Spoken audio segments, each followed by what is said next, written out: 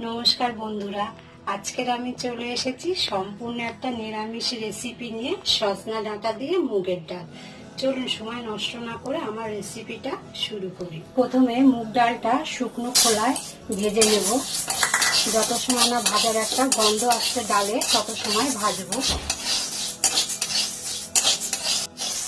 ডালটা দিয়ে খুব সুন্দর একটা ভাজার গন্ধ বার হয়ে গেছে, ডালটাও ভাজা হয়ে গেছে। ডালটা এবার আমি জল দিয়ে ধুয়ে নেব। জল দিয়ে দিলাম, এই ডালটা ধুয়ে জলটা ফেলে দেব।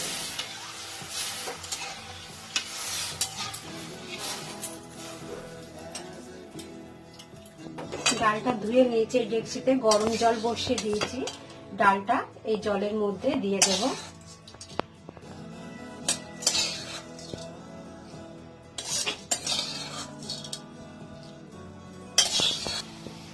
কম আছে মুগের ডালটা আমি সিদ্ধ বসিয়ে দিলাম, ঢাকা দিয়ে দিলাম।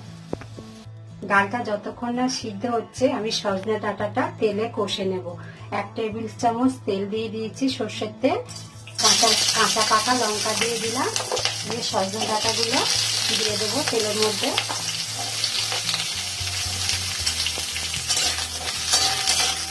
ডাঁটাটা হালকা ভেজে নিয়েছি, ডাঁটার মধ্যে দিয়ে দেব আদা বাটা 1 টেবিল চামচ,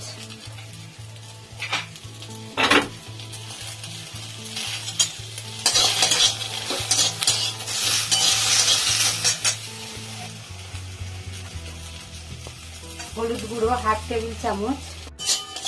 এবার দিয়ে দেবো 1/2 টেবিল চামচ জিরের গুঁড়ো, 1/2 টেবিল চামচ ধনের গুঁড়ো।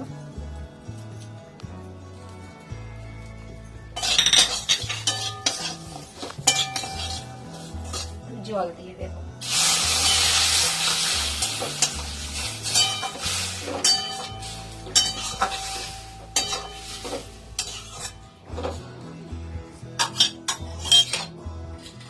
এখন অল্প করে একটু নুন দিয়ে দেব।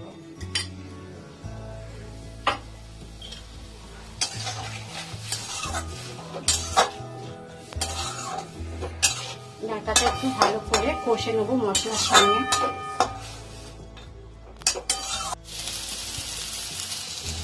ডালের ঢাকাটা খুলে নেব। ডালটাও হাফ সিদ্ধ হয়ে গেছে, ডাঁটাগুলো দিয়ে দেবো ডালের মধ্যে।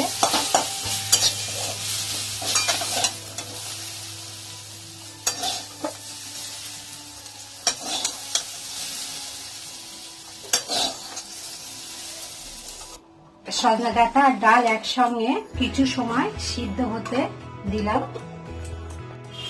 কড়াতে 1 টেবিল চামচ সর্ষের তেল দিয়ে দিয়েছি ফোড়নের জন্য।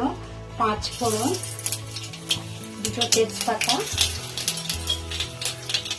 তেজপাতাটা লাল হয়ে গেলে ডালটা দিয়ে দেব। তেজপাতাটা লাল হয়ে গেছে, ডাল আর ডাঁটা ভালোভাবে সিদ্ধ হয়ে গেছে। তেলের মধ্যে দিয়ে দিলাম।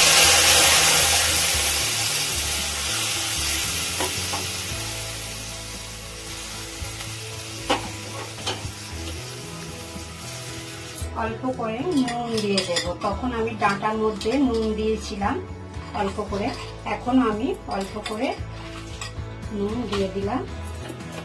1 টেবিল চামচ চিনি দিয়ে দিলাম।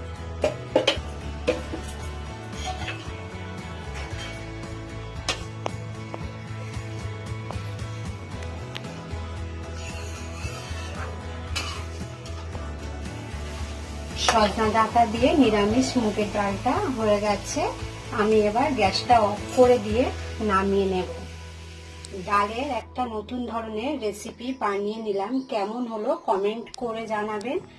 আমার চ্যানেলে নতুন বন্ধু হলে আমার চ্যানেলটিকে সাবস্ক্রাইব করবেন।